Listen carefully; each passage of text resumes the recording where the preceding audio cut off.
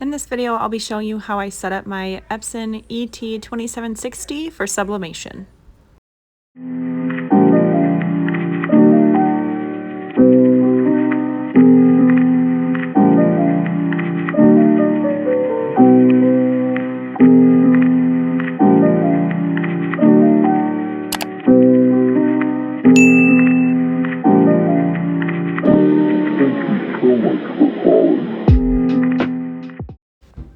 First, we're just going to unbox with a really weird transition, snap out.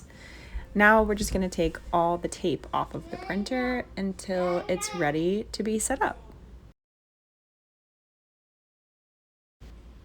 There's a lot of tape, even on the inside and on each of these little openings for the ink.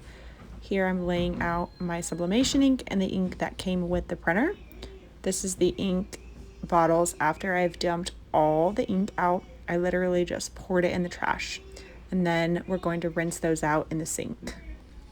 After I rinse them out in the sink, I let them dry in a towel. I didn't want to insert anything into the bottles like a paper towel. I didn't want any fibers to get in them, so I let them sort of air dry. And then I use an electric air, it's like a pressure air for cleaning like computers. It's just a plug-in one instead of a disposable can, and so it's pretty much like a hair dryer, and I used that. And now we're just going to open up the sublimation ink containers and pour them into the same color bottle. So the black goes into the black bottle, and so on. Now for this ET2760, the black bottle is larger, and so it held all the ink. The other bottles were slightly smaller, so it didn't take all the ink out of the bottle, but I'll show you how I did end up getting all the ink into the printer. Now we're just going to take the ink containers and flip them upside down where it aligns. You'll see inside of the ink container here, where the ink goes, it only fits one way. You just turn it upside down and the ink will automatically put itself into the printer. There's nothing that you have to do. So you just take off the lids, and one by one I inserted the ink into the printer, and this is just a closer view for you so you can see that when it's all the way filled, you pop it out. And it actually didn't take, the black container did, but the rest of the colors didn't take all the ink that was inside the bottles. But I will show you later how I got all of the ink in after the printer sort of charges the ink and sucks it up into all the cords, the tubing inside of the printer.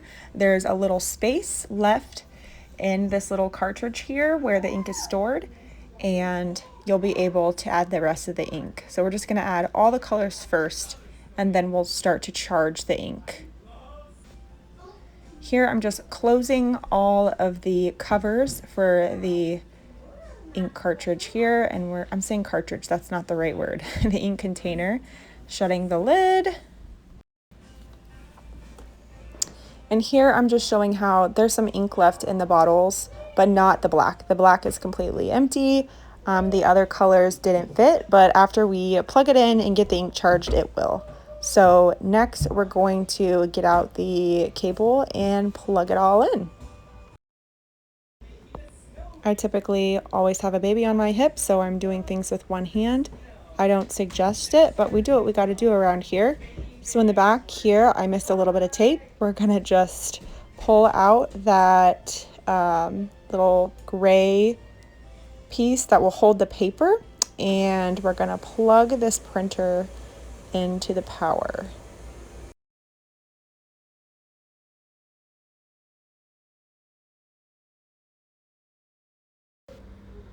Now that we have power, we're going to power it on with the power button and let it power up. Here are the actual instructions that came with the printer, and I'm on step 12 for this. It actually says in the instructions not to have paper loaded during this time, so you see the paper there, but it's going to be gone. There it is, gone. And we're going to start the process for charging the ink, and there I'm just showing you there's no paper do not load your paper before you charge your ink. So here we go. We're gonna get it started. My lighting changed because I'm doing this all one-handed with a baby and a toddler. I apologize. So now that the ink has charged, you can see there on the ink containers where the little window is that there's actually more room for ink. So I went ahead and added what was left in my sublimation ink bottles, and I put all the rest of that into the Epson ink containers. And then the printer was able to accept all of the ink on this round. Now that the ink was charged, there was space, so it was able to accept the rest of the ink, so I got it all in there. Depending on the sizes of your sublimation ink containers, it may not accept all of the ink, but definitely save your Epson ink containers for when you need to reload your printer. You'll put the sublimation ink into those bottles always to load your printer with ink. This is the test page, and you can see here there's a lot of blank spots. And when I was setting up my printer, I did this a ton of times. I tried to continue to clean the nozzles and clean the nozzles, and I even was going to do a power clean. But you want to wait at least 12 hours after your nozzle clean before you attempt a power clean. And when I did that, the next day it printed much better, and I actually got a perfect mug on my very first try. So there you go. It's all finished and ready to print. Thanks for watching. If you enjoyed this video, please press the subscribe button. Do not hesitate to let me know in the comments if you have any questions or concerns, comments, different ways you did things. This is definitely not the only way to do this, but this is how I did it, and it worked great. Thank you guys so much for your support. We'll see you next time.